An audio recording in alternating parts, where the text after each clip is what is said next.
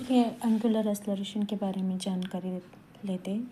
Angular acceleration is denoted by vector alpha.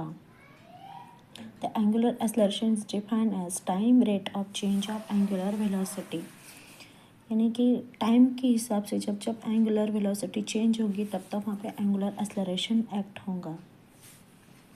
अब suppose a particle revolving around a circumference of a circle in anti clockwise sense, कौन सा भी एक particle है वो anti clockwise से रिवॉल्व हो रहा है, तो उस वक्त उसमें एंगुलर वेलोसिटी तो रहेंगी, साथ में एंगुलर एक्सेलरेशन भी एक्ट होगा।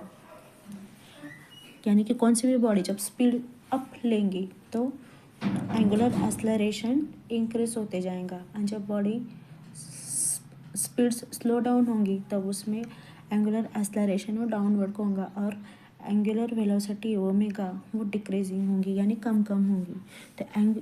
तो angular acceleration vector alpha equal to vector omega minus vector omega 0 upon T minus T0।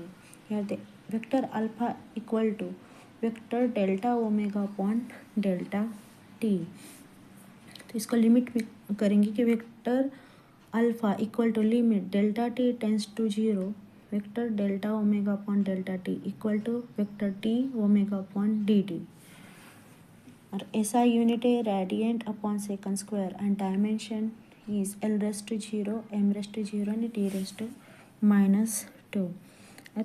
अब एग्जाम्पल लेने का रहा तो सपोज फ़ैन स्विच ऑन करते हैं, तो स्विच ऑन करने के बाद वो फ़ैन घूमते घूमते स्पीड अप होता है, तो उसके ब्लेड जो है वो सर्कुलर मोशन में घूमते रहते हैं।